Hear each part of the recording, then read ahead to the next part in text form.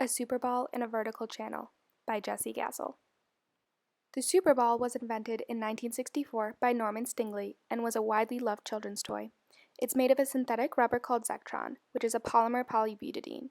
In this video, I will show the common demonstration of throwing the Superball under a horizontal table, then demonstrate what happens when it's thrown between two vertical tables. The Superball is well liked among physicists because of its nearly perfect elasticity. In other words, it is super bouncy. In physics, we use the term coefficient of restitution to describe the elasticity of an object. The coefficient of restitution, denoted by epsilon, is the ratio of the velocity of an object after impact to its velocity before impact. The Superball is said to have a coefficient of restitution close to 1, which means the initial and final velocities are nearly the same. Since the coefficient of restitution is almost perfectly elastic, any student in Physics 130 could tell you that the kinetic energy, translational plus rotational, is conserved in the collision of a Superball and a flat surface. It is also assumed that there is no slipping of the Superball at the point of contact. In the collision, the angular momentum is also conserved. It is conserved because all of the forces acting on the ball occur at the point of contact, so the net torque is 0. We also see that the component of the velocity that is perpendicular to the surface at the point of contact, the normal velocity, is reversed after the collision, which follows from the observation that when the ball is released with no spin, all kinetic energy has a normal velocity after the collision, which is taken into account with a sign change we will see in just a moment. Watch the next video carefully.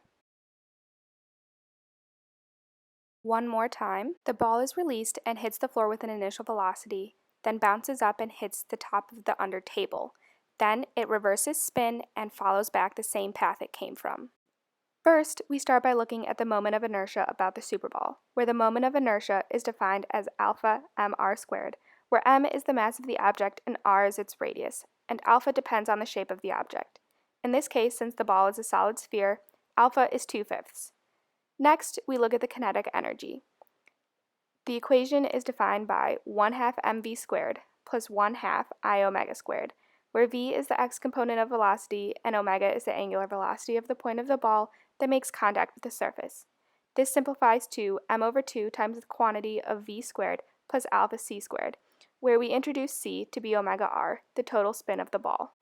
Now we will take a look at the angular momentum of the ball at the point of contact, which is I omega minus mrv, which can be reduced to mr times the quantity alpha c minus v. Since energy and angular momentum is conserved, we can set the energy and angular momentum before the collision to the energy and angular momentum after the collision. After some simplifications, we come to the final equation of Vb plus Cb equals the negative quantity of Va plus Ca, which shows that the velocity after the bounce is opposite that of the velocity before, and the spin is reversed by the bounce. Now let's see what happens if we bounce the ball between two vertical surfaces like a sideways table and a wall. Watch very carefully. The ball falls down the channel and we see that with each bounce the spin reverses, but eventually the ball bounces back up the channel. Let's dive into how this is happening.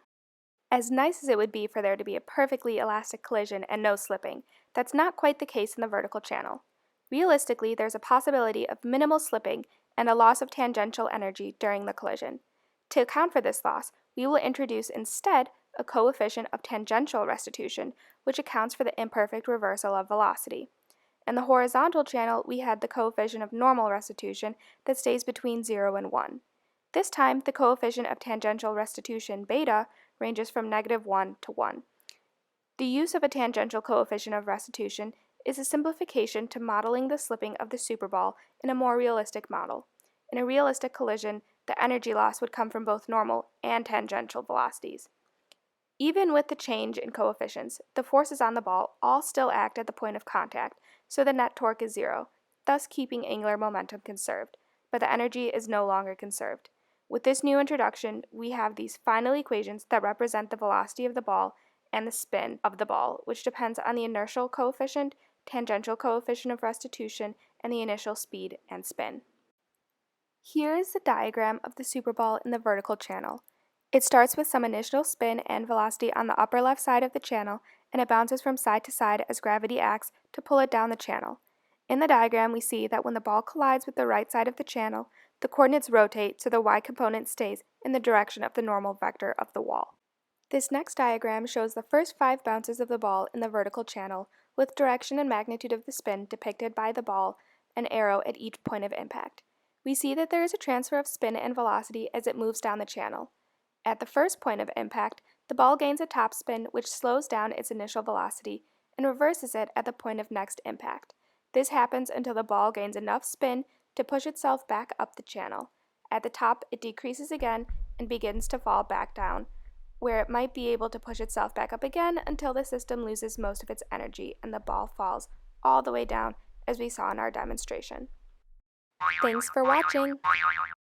I'd like to thank Professor Amy Kolan for helping me with this project and the following papers, which will be linked in the description below.